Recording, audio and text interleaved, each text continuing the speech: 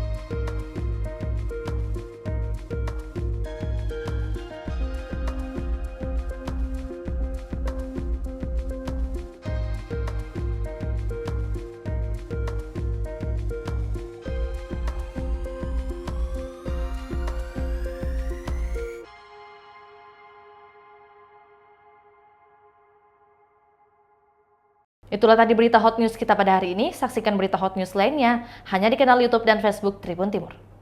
Terima kasih sudah nonton. Jangan lupa like, subscribe, dan share ya.